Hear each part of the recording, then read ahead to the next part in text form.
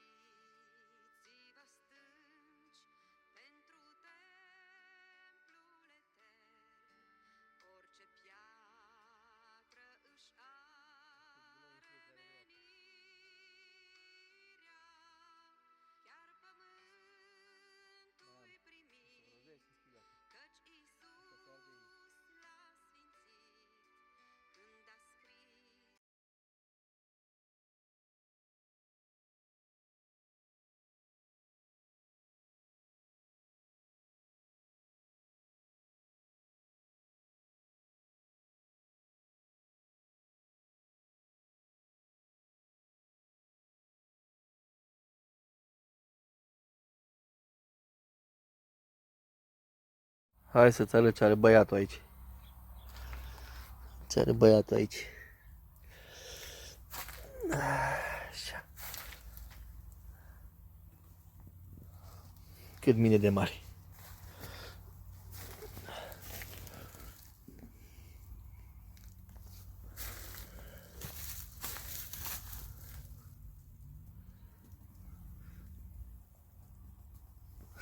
Așa, mă, tata.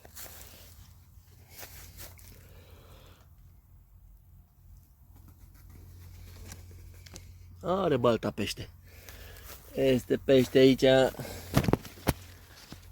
Castraveții acolo așa de mari. Așa. Vine albina la ele să le polenizeze. Apă le-am dat ieri. Uite aici castraveții. Până sus.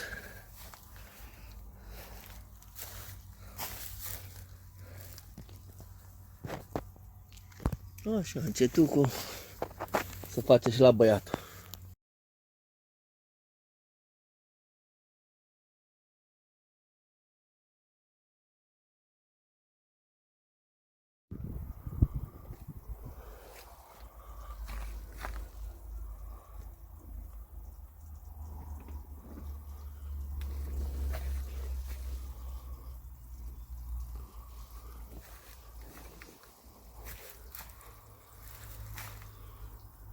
Doamne-ți mulțumim că sunt ceva roșii pe aici și castraveți.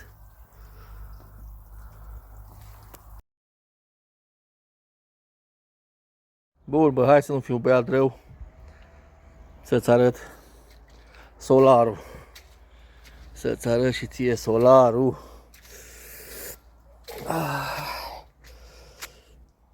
Solarul lui băiatul. Pe un singur fir. Până sus. Așa. Așa, tata. Așa. Aici nu sunt așa multe, da.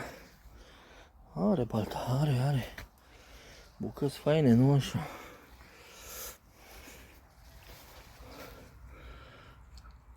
E măricică. Așa. Avem ceva. Așa de o tocăniță, de un bulion. Castraveții am cules. E bun. Să mai fac ei castraveții. Așa câte unul. Să fac așa încetucul.